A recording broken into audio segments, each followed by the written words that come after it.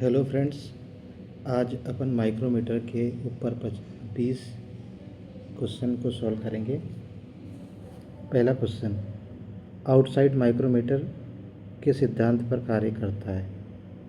इसका सही जवाब होगा ए, नट और बोल्ट की थ्रेड पर। क्वेश्चन नंबर 2, एक मानक मेट्रिक माइक्रोमीटर का अल्पतमांक लीस्ट काउंट कितना होता है? ये होता है ऑप्शन नंबर बी, 0.01 mm। तीसरा क्वेश्चन, मेट्रिक आउटसाइड माइक्रोमीटर के स्पिंडल पर थ्रेड की पिच सामान्यतः कितनी होती है? इसका ऑप्शन नंबर सी सही रहेगा, 0.5 mm। क्वेश्चन नंबर 4, माइक्रोमीटर में समान मापन दबाव सुनिश्चित करने के लिए किस भाग का उपयोग किया जाता है? इसका ऑप्शन नंबर बी रहेगा, ratchet stop. Question number 5, micrometer के किस भाग पर डेटम लाइन और मेन लाइन अंकित होते हैं? इसका भी ऑप्शन नंबर बी रहेगा, स्लीव या बैरल। क्वेश्चन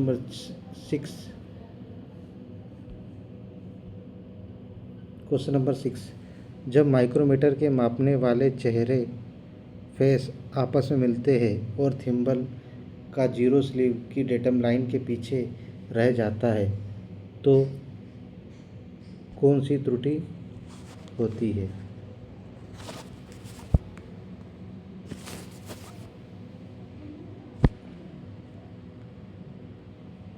इसका ऑप्शन रहेगा, इसका आंसर रहेगा ऑप्शन नंबर ए, धनात्मक त्रुटि, positive zero error. Question number 7, ऋणात्मक शून्य त्रुटि को सही करने के लिए प्रेक्षित रीडिंग ऑब्जर्व रीडिंग में से क्या किया जाता है? इसका ऑप्शन नंबर बी सही रहेगा, त्रुटि को जोड़ा जाता है।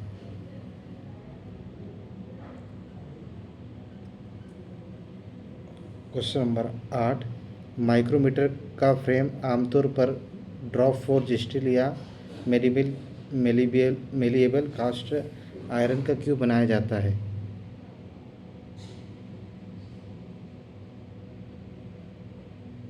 इसका आंसर रहेगा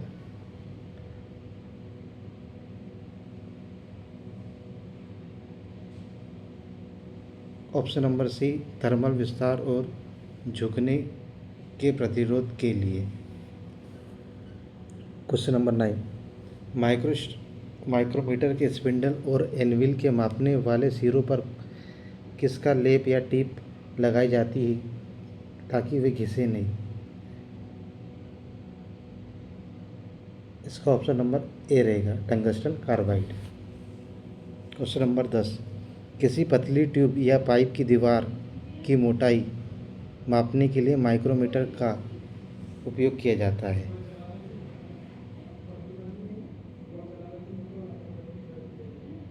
ट्यूब माइक्रोमीटर।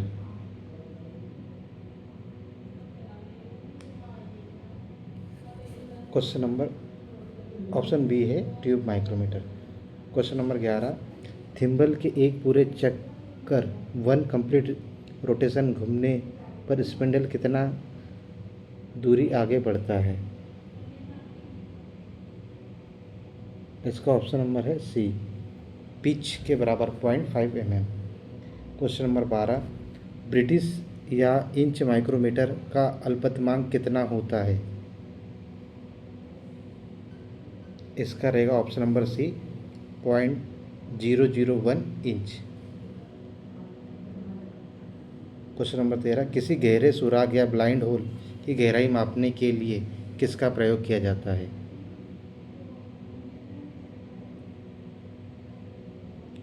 इसका ऑप्शन रहेगा, ऑप्शन नंबर बी सही रहेगा, depth micrometer. Question number 14, vernier micrometer का अल्पतमांक लीस्ट काउंट कितना होता है?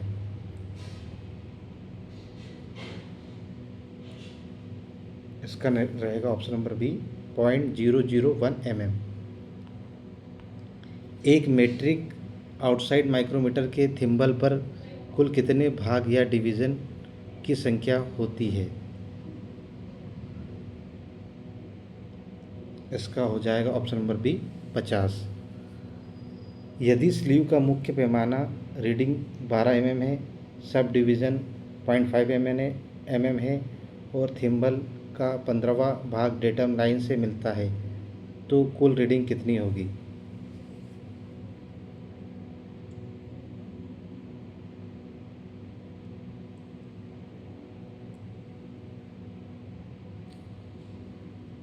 सोलह का हो जाएगा ऑप्शन नंबर बी 12.65 mm।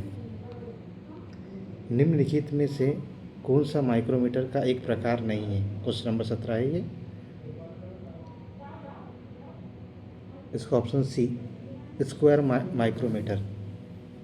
इसके अलावा डिक्स माइक्रोमीटर होते हैं, डायल इंडिकेटर माइक्रोमीटर होते हैं, सीट मेटल माइक्रोमीटर होता है, स्क्वायर माइक्रोमीटर नहीं होता है। क्वेश्चन नंबर 18, मापन लेते समय रीडिंग को एक स्थान पर स्थिर या लॉक करने के लिए किसका उपयोग किया जाता है?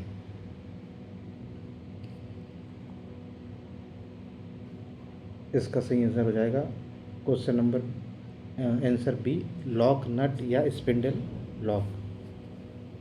क्वेश्चन नंबर 19, आमतौर पर कार्यशालाओं में वर्कशॉप में मिलने वाले मेट्रिक आउटसाइड माइक्रोमीटर की रेंज कितनी किस अंतराल में होती है?